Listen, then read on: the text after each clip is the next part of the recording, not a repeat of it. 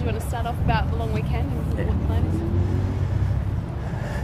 Good morning. The reason we're standing in front of the emergency department is this is one place police don't want to be attending this long weekend to either speak to road users or family members of people who have been involved in a serious crash. From Friday afternoon through to midnight Monday, SAPOL will be running Operation Safe Long Weekend. This is an operation where there will be a high visible presence statewide on not only rural roads but also metropolitan roads. We haven't had a fatality-free long weekend since 2008, and that's just not good enough. We want this to be a weekend where we don't lose any lives.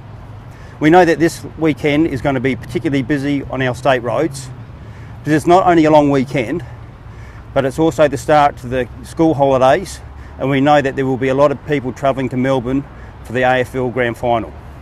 So we will be targeting the normal offences relating to the Fatal Five, which will be speeding, seatbelt compliance, drink and drug driving, distraction, and of course dangerous driving.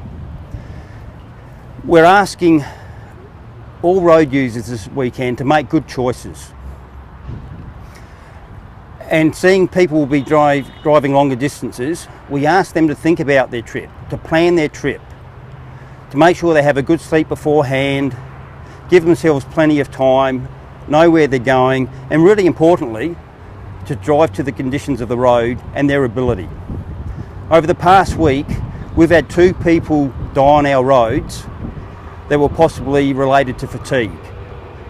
So if only they had had a break and a rest before continuing on their long drive, maybe their lives could have been saved. How much extra risk does the grand final place on our roads? I suppose it's not the grand final that's placing a risk, it's the fact that we've got a long weekend where the roads are going to be very busy. So we're going to have a lot of people on the roads, and people have to be aware of each other. Road users need to be aware of each other and share the roads. So that's car drivers, cyclists, motorcyclists and pedestrians alike.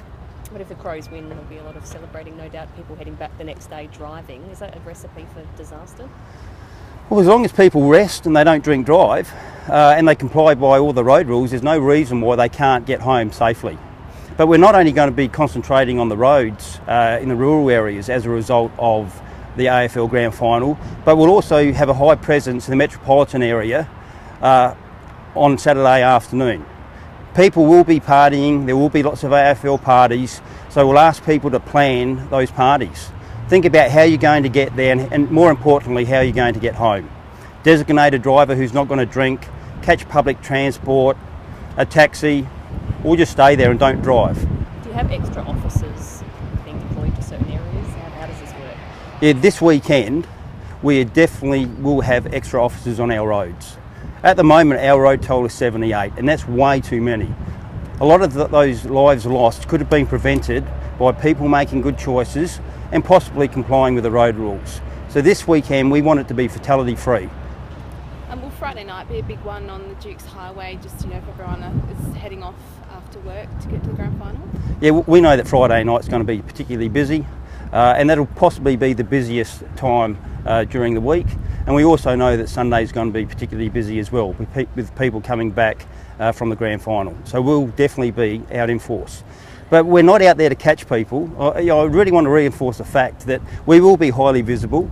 So hopefully we'll just remind people to comply by the laws. So we would prefer people to make the right choices and do the right thing rather than us catch them doing the wrong thing. Do you know the